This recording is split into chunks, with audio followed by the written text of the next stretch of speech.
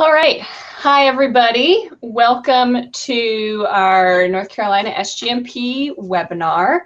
And we are going to be talking about contracts today. With us is Melissa Waller, and she is the Senior Sales Executive for the Philadelphia Marriott Downtown. And she and I have been friends for, probably about 6 years. We went to grad school together at Temple University in Philadelphia. And she has a Master's of Science in Sport and Recreation Management. She has 10 years experience in the industry and has worked her way up through Marriott, where she currently holds her Senior Sales Executive position. So with that, well, I guess before I toss it over to her, just one quick announcement that everyone should have received an email about our December meeting, which will be here at the UNC School of Government.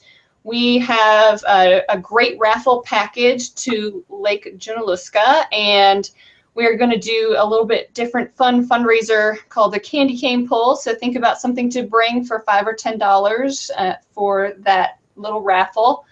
And we're also doing a small community service project for our furry friends in the Orange and Durham area. So be sure to check that out on our website for more information.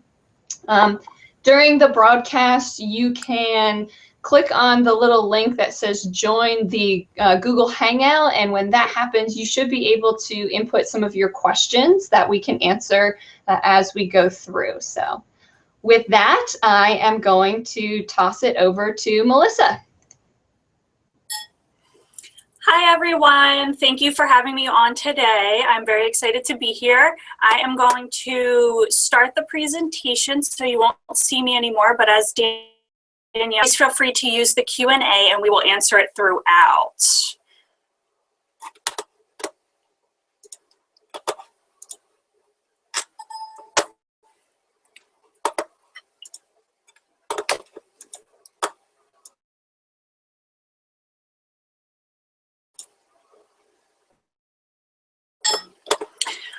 Okay, everyone, so my contract says what? Today we're going to talk about the difference between contracts and letter of intents, as well as just going through a little more of the nitty-gritty details that happen when you go through contracting with hotels and venues. Hey, Melissa, I don't know that your screen share is working. You want to give that another shot? Sorry, guys, bear with us. All right, let's try it one more time. Okay.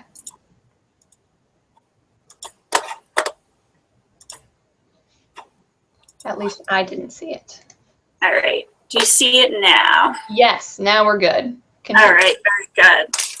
So the first thing we're going to start with is the actual definition of a contract. So what is a contract? It's here for a few different reasons. It's a group sales agreement between two partner or a hotel and an end user. Even an end user and the intermediary can have a contract. It's going to spell out the details of an agreement to give a clear expectation of what's agreed to be delivered on. So it alleviates the over and under promising, but also confirms what's being bought and protects from any unforeseen circumstances that may happen throughout. New now is something called a letter of intent, and smaller meeting letter of intents. So in Marriott now, I guess it's been about 7 years, we've introduced an LOI, the letter of intent, that is a reduced risk group sales agreement. What this is it's used for business that's under $10,000 of revenue that's booked within 12 months of the event. What's great about the letter of intent is that because it's short term and for under $10,000, there's no cancellation or attrition involved in that. Okay, so to talk about the hotel and venue is going to look at, as well planners are going to look at, are dates, rates, and space. I'm sure you've all heard this before. Those are the top three things A lot of times we do have to compromise on what we have because it's not always a perfect match. And a lot of times with hotels, we may have the date, but we might not have a rate, and we have the space. So it's a lot of working together. With your date, it's always good to look at whether your date can be firm or flexible, but also your pattern, what type of pattern you're going to have, and be a beginning of the week pattern or an end of the week pattern. Just keeping in mind if you can be flexible or not when you're sending out your RFP, so that when you get to the contract portion, you're going to have that in mind. Rates. We all know that we're all under budgets and that the hotels even have their own budgets that they have to go off of. But a lot of times there can be some flexibility. So being able to give in the past as a past history is something that is used greatly within the hotels and venues around, because we try not to, I know sometimes it may not seem that way, but we try not to go too much over your budget. And if we don't want to blow your budget out of the water either. So if we can't accommodate your rate, we'd rather be upfront than blow. The hotels really do look at a rooms to space ratio when it comes to, can we take this business and what kind of deal we're going to be able to give you. So a lot of it is knowing what type of hotel you're looking for, but also what your program's going to consist of. So if you are looking at more of a spacier program with smaller rooms, you may want to look for a conference or convention center to host your event. Your rooms to space is definitely going to affect not only your date, but also your rates. If you are a spacier, your rates are going to be higher because of that space. We have the meeting space to sell rooms, but at the end of the day, we're really looking to get heads in beds. Another factor in your space is going to be your food and beverage contributions. Your food and beverage contributions do play into a part with your space as to, are you going to be able to have complimentary space? And are those food and beverage contributions going to waive the space? But also, if you do have a hefty food and beverage spend, you can look at negotiating that with your rates, because the hotel still will be bringing in money. Even though that the return on food and beverage, it's still going to cover some of it. Okay. Some of the main contract clauses that are in group sales agreements are attrition, cancellation, your facility service fees, impossibility, indemnification, future rebookings are just a few. Now, to outline them, typically the brand standards and hospitality standards anymore for attrition is 80%. If you do have great group history to alleviate attrition, but also negotiate your attrition down a little further. But sometimes that can come back around, where if you have group history, you can look at it and say, the hotel may come back or the venue may come back and say, you know what, you have such great group history, we may increase your attrition. So it really is knowing your group history and what's going to happen. If it is a first time meeting, and err on the side of caution and have a higher attrition. So it is something to look into. Typically, hotels will look for an 80% attrition. However, sometimes they can go lower based upon the contracting terms, and as well as any type of government groups that come through that may not have used attrition in the past and cannot sign attrition is something that we look at as well. For a cancellation fee, any in the hospitality industry, we can get it sometimes as past, but if it is waived in the contract, please know that hotels sometimes will look to find better business over that if the cancellation's not going to to be there. A cancellation fee, depending on how far you're booked out, may be the full amount. It may be tiered if you book multi-year programs, but in that last year, it will be is the full amount of rooms that you would be utilizing over that time period. Collect cancellation, we typically look to do 80% or your attrition. So if you have an 80% attrition, we look to collect that entire 80% because that is what the group is on the hook for. The same goes with food and beverage, where if you cancel further out, a lot of hotels will not charge you the food and beverage cancellation because the products have not been purchased yet. However, if you do come under your food and beverage minimum, that is when they will look to collect the under of your food and beverage minimum. As for facility service fees, this is in the contract if we are offering complimentary meeting space based on how many group rooms you're going to pick up. And if you come into attrition and don't meet the 80%, say you're at 70, we look to try to make that up by charging a facility service fee as well, because we are allotting you a certain amount of rooms to a certain amount of space. For impossibility majeure, it can be taken in a lot of different ways. The way that we look at it as it's an act of God, an act of war, government regulations, disaster, strikes, civil disorder, any type of curtailment of transportation facilities. And then it's just the extent of the circumstances that makes it illegal or impossible for the hotel to provide or for groups in general to use. This is if the disaster. We saw it a lot in the industry with 9/11 and the forces behind that, where there were a lot of cancellations and it was difficult to host meetings. We've actually had it a few times here at the hotel for winter storms when they cause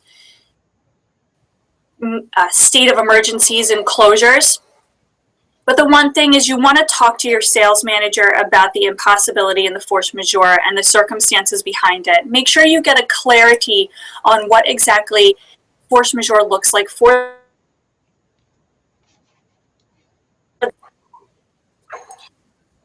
Melissa, what do you think about the force majeure as it relates to what we've seen recently, like in Ferguson or in Baltimore when there's been huge riots?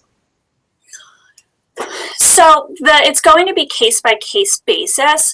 I know that in Baltimore, a lot of groups did try to pull out. However, because of the location of the hotels versus where some of the cases did not go through, but the hotels made extra effort to assure the guests' safety and security. At that point, it's really getting the hotel leadership together as well as the end users to discuss what the main fear is. And especially when it comes to Ferguson as well. There have been riots and we're all on alarm, especially after the incidents last week in Paris. I do know that in Paris, there actually hasn't been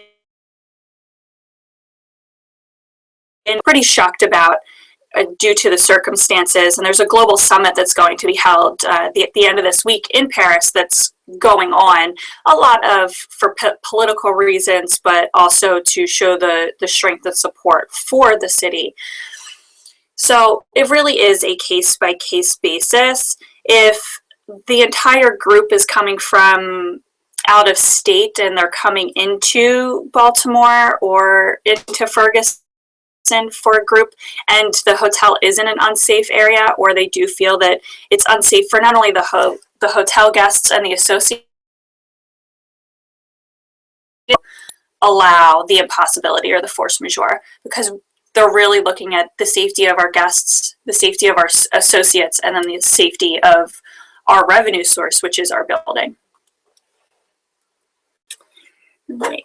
So for indemnification, this is something that is a little newer in some of the contracts, and it's really to protect both parties when it relates to, and it is, so if a group is to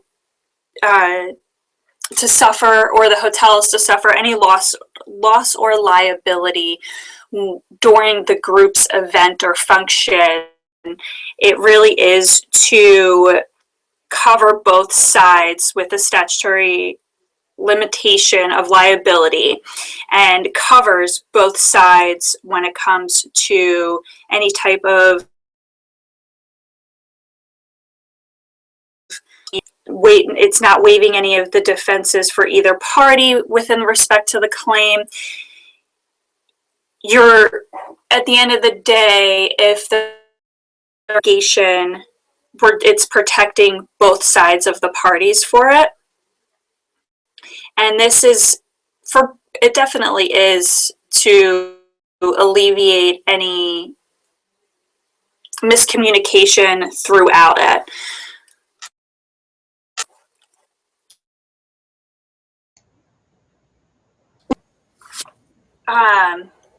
Clause. Melissa, before you move on with the indemnification, do you shy away from groups that need to waive indemnification? So, I mean, here at the school, we just are not able to, because we're a state agency, have indemnification clauses in our contract. Is that something that you guys would shy away from, or how would you handle that? So I've actually a few groups that have looked to edit our indemnification clause, whereas we are less likely to edit our indemnification clause, but we will remove it. Excellent. So it is something to look at, because we do all of, as is with contracts that are created by the end user and their clauses that go through legal or corporate legal down in Bethesda, and to edit one of our clauses usually doesn't go over very well with our legal team, but it also takes a lot of work considering we have 4,300 properties. Right. But if you're looking to remove a clause entirely, it's completely different. And indemnification has waived in the past. So in the same with, as I do not suggest for anyone to waive an impossibility or force majeure clause, and most of the contract clauses, when a hotel presents you or a venue presents you with a contract, editing the contract clauses is usually more difficult and timely, really just removing a clause. Okay. So say you do go into attrition, or you do have a cancellation, something unforeseeable comes up and you have to move, or you have to reduce the amount of guests that are going to be in attendance, which will put you. A rebooking clause is always an option. Now, it all depends on the hotel and the location, but future rebookings usually happen within 6 months, and it gives you the use part of your attrition or cancellation fee that was collected towards your future rebooking.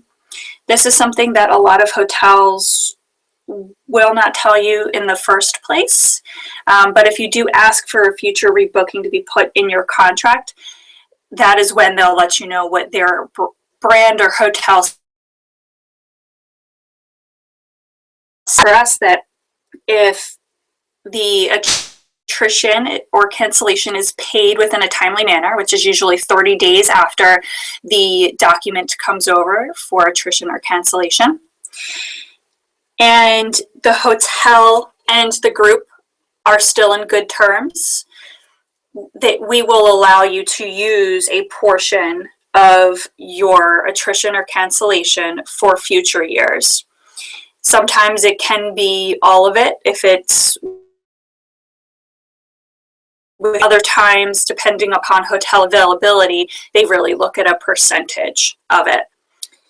Also, you can also look at this if you can't do something within those 6 months, try to negotiate possibly a year and reusing it, because if you are paying the attrition and you want to utilize it, the hotel can hold it over. It's not really something that we like to do, but we will do it to keep the relationship of the group with the hotel, especially if you do this for you. All right. So concessions. Concessions are something that everybody looks for. I feel like you look at the dates first, the rate. Sometimes you don't even pay too much attention to the space until the end because you go right to concessions. Concessions are a great use of selling as well as looking to have a little negotiation power. And this is where all of the negotiation usually comes into play, is with the concessions. For complimentary rooms, this industry standard is usually 1 per 50. Yes, but you can usually get to 1 per 40, 1 per 45. Usually below that, you're looking to compensate a little bit more on other concessions. And what the hotels and venues were really looking to do is try to tie a nice package together for you. And with the complimentary rooms, a lot of hotels do look to have you utilize those rooms, whether it be actually using the rooms as complimentary or getting the rebate to the master account while the function is going on. So suite and rooms, always a great option. Letting us know, do your VIPs need suites? How many suites are in the hotel? But we could also upgrade to the concierge level. One thing to keep in mind is that the suites and room upgrades are definitely something that if it's important to you, put that out there, because hotels will be more likely to do suite and room upgrades than something that's going to cost them money, which we will talk about in a little bit. Food and beverage discounts is a hot spot because of the return what we can get on a sleeping room. So food and beverage discounts are going to be typically lower. An industry standard is anywhere from 5 to 15%, but you really have to look at the location that you're going to be at. So you want to look at the location, how much food and beverage you're going to have, what year you signed the contract in, as well as if the hotel is going to be union, because then you are going to have those union fees as well that are not covered by the food and beverage discount. If you look at audiovisual discounts, that a lot of audiovisual companies come in to run individual hotels' technology departments. PSAV is definitely one of the leading audiovisual companies that come in and work side by side with sales and the entire hotel event staff. But a lot of times they will provide discounts for you, but it can also be provided by your sales manager, because they are authorized to, or should be authorized to, give you a percentage off of the audiovisual. Now, something to remember, that audio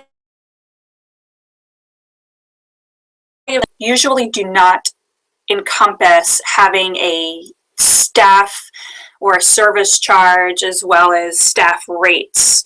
So the audiovisual and food and beverage discounts are actually on the, it's not necessarily the staff for it. We all know that audiovisual is pretty hefty, so a lot of groups do try to, whether they bring their own audiovisual in or go with an outside company. One of the reasons why hotels have a little more leeway of providing a heftier audiovisual discount, their in-house AV, versus bringing in an outside company that's going to come in and you will probably be paying them less. So that is why they like to hike up the audiovisual discounts anywhere from 5 to 40%, definitely. As for parking, city locations, parking is going to be more of a hot. A lot of times parking is more complimentary in a suburban location.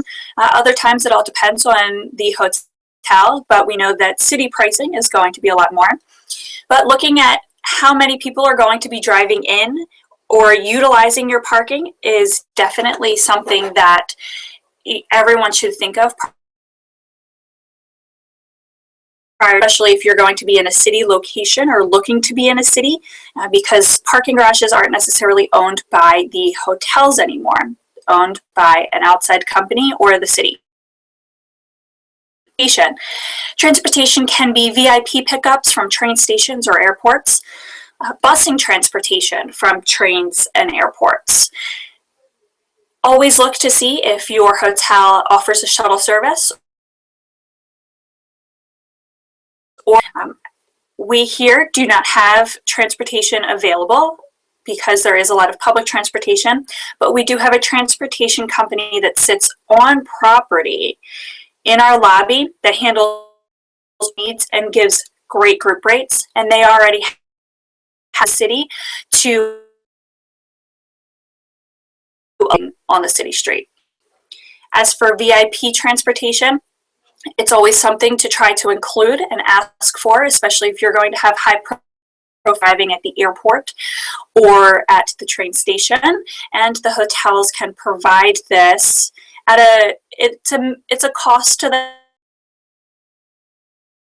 is highly as a black car service or sedan service to give your VIPs that extra attention. As for amenities, a lot of times these VIPs do expect or enjoy amenities that are delivered to their room. We as hoteliers and venues would absolutely provide amenities complimentary. Usually a handful, you can do, depending on your group, you can do 10 amenities to 35. You could really do 100 if you wanted to, but the hotels are going to put a spending limit on that, whether it's 10, 25, encompass the amenity. And then it comes to planner reward points. Any planner that's signing contracts or can sign contracts is going to want planner reward points. Now, Marriott has been very cautious when dealing with government pieces of business, and it is something to always have a conversation about with your sales manager as whether or not you can be given planner reward points for as cannot be added. They may look to supplement the concessions in another way, because like I said before, we're really trying to tie the contract and the concessions into a bow to have a great program for you, and it's a well-rounded program for you that suits all of your needs, not just one. Okay. So a few secrets of on here is going to be huge. Not only knowing your rooms to space ratio, but also knowing the hotels or venues that you're looking at, and are they more heavy on rooms or are they more heavy on space? For example, the hotel that I'm currently at has 1,408 sleeping rooms, but only 90,000 square feet of meeting space. So a spacier program would have to fit and fit into a need time for the hotel, whereas a group that is a majority room-based and they only need a few meeting rooms or they're handling their business off-site is what they would tend to look for in our heavier peak seasons. Whether you need a commission or a rebate is definitely going to affect your room rate, because all hotels and venues are going to price based on the entire package of what the meeting needs. And next is what costs the hotel or venue. So going back to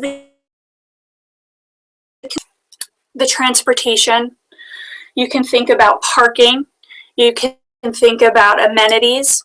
What is actually going to cost the hotel or venue money? Those are the concessions that they're going to hold back on a little more. Whereas you have your sleeping rooms, where it's your complimentary rooms, as well as your suites and your upgraded rooms, are something to definitely focus on, because the rooms are already in the hotel and you can always look to upgrade rooms at a lower cost or no cost, rather than providing parking or transportation, which is going to cost the hotel money, especially if they don't own their own lot. And I always like to I love planners that are upfront and honest with their needs. The best part about it is having a conversation with your planner about what their needs are, understanding the full scope and the package that you're looking to create for them.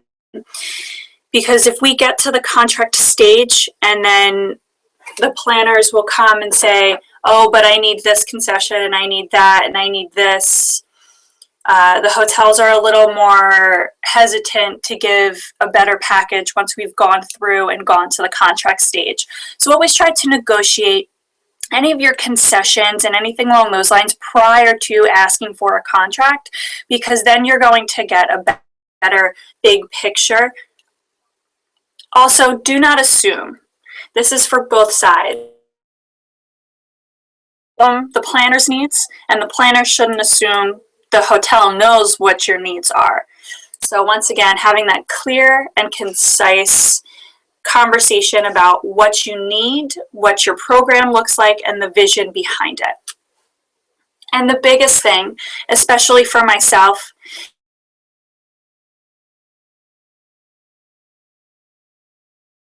relationships and business returns on relationships.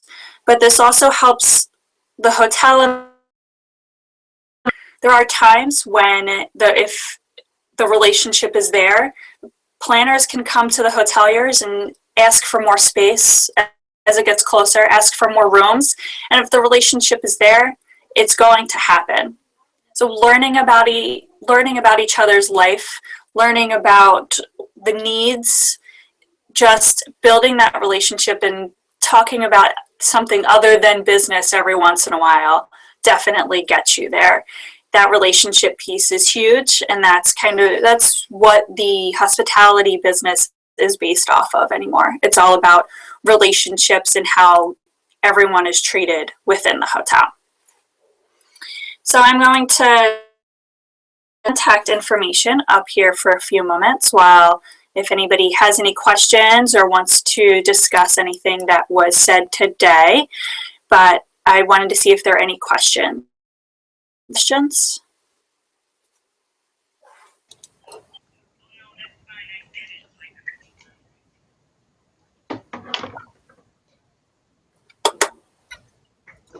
I don't see any questions coming in. The moment I'll turn my camera back on. I do want to apologize to everybody for the sound quality. I know that it wasn't fantastic. Google. So does anybody have any questions about contracts or something that Melissa did not cover? Let's see. I don't see any questions, but during the webinar, you should have all received an email for a survey regarding the webinar. So if you could take the time to fill that out, that would be great. If you did not receive it, please feel free to email me and I will try to get that out to you.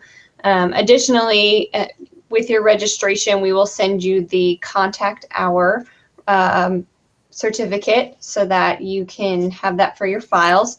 Also, again, another reminder, December 3rd from 4 to 7 is our holiday gathering, and we're going to have an educational program on green meetings and lead certification. So be sure not to miss that, as well as some raffles, and bring food or other cleaning supply items for our furry friends of Orange County, which is our community service project for our holiday gathering. So does anybody have any questions that Melissa can answer about hotels, hotel contracts, or anything like that? Melissa, how about for your concessions? What has been something that maybe was not on your list that you found interesting to ask for? So one thing that I do get a lot of is I'm more of the government, multicultural, more Smurf side. And a lot of times because of that, the food and beverage is a little too much, and we do have a lot of cheaper options that are around. I've been asked a lot about food and beverage vouchers, as well as food and beverage vouchers to assist with the negotiation for Reading Terminal Market that's across the street. And more recently, I have been asked about having outside food being brought in. Now, depending on your piece of business, we can look to do that, but it's kind of funny. A lot of groups have a lot of sponsorship, and a lot of companies are sponsoring their functions, and they want to have giveaways or inserts into some of their bags. That is food and beverage. So it is really working with them sometimes on setting a quantity of how many and what it can be used for. Interesting. Have you ever been asked to, within a contract, be sort of a sponsor for some of your groups as well? Absolutely. And so one of the things is that when it comes to sponsorship dollars, you're really looking at, how large the hotel is and what other requests that they may get. I personally have groups that I do marketing materials for. It's a repeat business that comes in, and they have a program book, and we're in their program book every year. And then a lot of times at the end of the year, key phrase here, guys, it's the end of the year. Now is the time, because you're going to get a little more bang for your buck.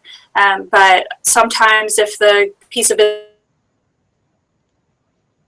or it's a percentage of the total to their master, or a dollar figure to the master to assist with different avenues, whether it's your food and beverage or covering your master account.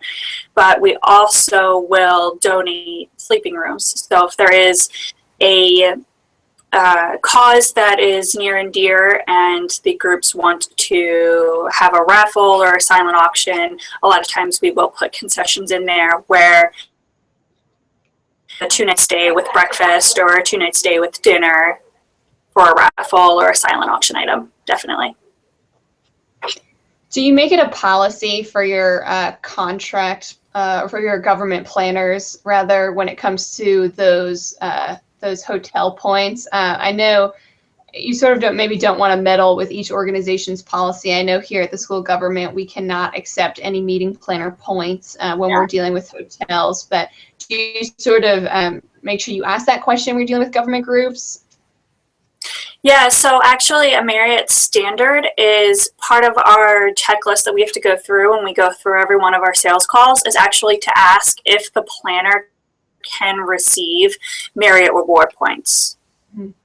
Because a lot of it is a planner, whoever the end user is, we should know whether or not they can receive them. And by asking, it's gifting to government agencies. Right. Now, I know that obviously those planner points for other organizations do hold some value. So if you decline them, is that at all a negotiating tip when it comes to your contract? I mean, I think I look at it that way because Marriott reward points and reward points in general usually do cost something to the hotel, whether you're getting additional points or so what. I do look at that. I would definitely bring it up because it's a point that has been brought up in the past where maybe they want more suites or parking, and maybe we can give them, instead of 3 VIP parking passes, you're going to have 5, something along those lines to kind of even out the monetary cost. Right. Great.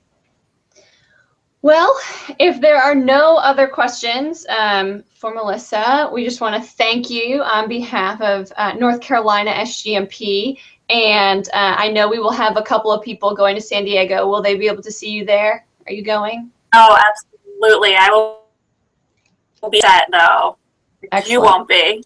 I will not be, but if you do see Melissa, I know that Marriott last year sponsored a large booth, so be sure to go stop by and see her. I know that they always are raffling off some great hotel stays if you're ever at the Philadelphia Marriott. So. Yes. All right, thanks again, and thanks to everybody. We will have this recording available, hopefully with better sound. We'll see after the broadcast. And again, if you did not receive an evaluation, please email me, let me know. And otherwise, we look forward to seeing everybody at the next meeting. Thanks again, Melissa. Have a good one. Thank you. Bye.